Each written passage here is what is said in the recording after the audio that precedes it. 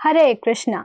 एकादशी का व्रत बहुत पुण्य फलदायी होता है। इस व्रत को करने से जाने अनजाने में किए गए पापों से मुक्ति तो मिलती ही है, साथ में जितने भी प्रकार के दान होते हैं जैसे स्वर्ण दान, भूमि दान, अन्न दान, गौदान, कन्यादान तथा तपस्या, तीर्थ यात्रा एवं अश्वमेध आदि यज्ञ करने से जो पुण्य प्राप्त होता है, उतना ही पुण्य एकादशी व्रत को करने से भी प्राप्त होता है। ब्रह्मवैवर्त पुराण में श्री कृष्ण और युधिष्ठिर महाराज के संवाद में अन्नदा एकादशी के महात्म्य का वर्णन किया गया है। युधिष्ठिर महाराज ने पूछा, हे कृष्ण, भाद्रपद कृष्ण पक्ष में आने वाली एकादशी का नाम क्या है? कृपया विस्तार से आप वर्णन करें। ये सुनकर भगवान श्री कृष्ण ने कहा, हे राजन, सब पापों को नष्ट करने वाली इस एकादशी का नाम अन्नदा है। वह इसे अजा एकादशी के नाम से भी जानते हैं। इस व्रत का पालन करके जो कोई भी भगवान ऋषिकेश की पूजा करता है, वो सब पापों से मुक्त होता है। बहुत पहले भगवान श्री रामचंद्र के वंश में हरिश्चंद्र नामक एक सम्राट हुए। वो बहुत ही सत्यवादी थे। अनजाने में किए गए पाप के कारण और अपने वचन की पूर्ति के लिए उन्होंने अपना राज्य गंवाया। इतना ही नहीं, पत्नी तथा पुत्र को भी बेचना पड़ा। हे राजन, उस पुण्यवान राजा को चंडाल के पास सेवक बनकर रहना पड़ा, फिर भी उसने सत्य की राह नहीं छोड़ी। चंडाल के आदेश पर मजदूरी करके वो राजा मृत शरीर के वस्त्र इकट्ठे करते थे। इस प्रकार शूद्र कार्य करते हुए भी वे सत्यवादी ही रहे। अपने आचरण से उनका कभी पतन नहीं हुआ। इसी तरह उन्होंने बहुत वर्ष निकाले। एक दिन राजा इस प्रकार अपने दुर्भाग्य पर विचार कर रहे थे कि मुझे अब क्या करना चाहिए, कहाँ जाना चाहिए, इससे मेरा छुटकारा कब होगा। राजा इस प्रकार बहुत विचार मग्न थे और उनकी दुर्दशा देखकर एक दिन गौतम ऋषि उनके पास आए। ऋषि को देखकर राजा को विचार आया कि केवल लोक कल्याण हेतु ही ब्रह्मा जी ने ब्राह्मणों का निर्माण किया है। ऋषि को प्रणाम करके राजा ने अपनी दुखद परिस्थिति बताई।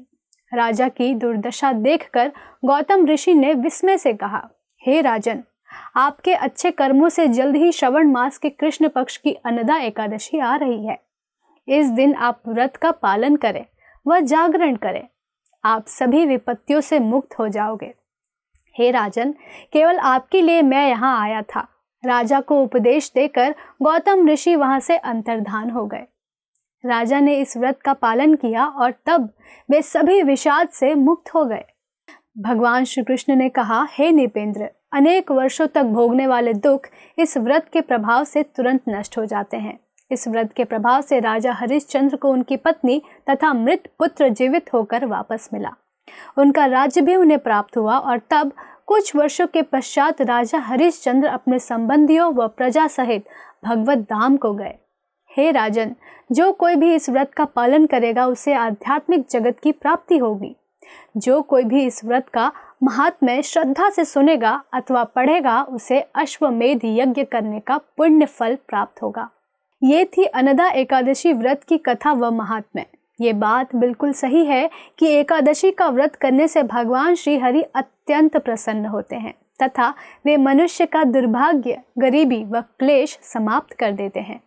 परंतु समझने वाली बात यह है कि जो भगवान श्री हरि अपनी भक्ति से प्रसन्न होकर या हरि भक्ति के एक अंग एकादशी से प्रसन्न होकर हमारा दुर्भाग्य हमेशा हमेशा के लिए मिटा सकते हैं, जो भगवान बिना मांगे विभीषण को सोने की लंका का राजा बना सकते हैं, घर में अपनी सौतेली माता से अपमानित हुए ध्रुव को विशाल साम्राज्य दे सकते हैं, वह उन्हें हमेशा अपने चरणों में स्थान दे सकते हैं, तो वो भगवान हमारी सुन रहे हैं या हम उन भगवान से प्रार्थना कर रहे हैं, तो हमें उनसे क्या मांगना चाहिए?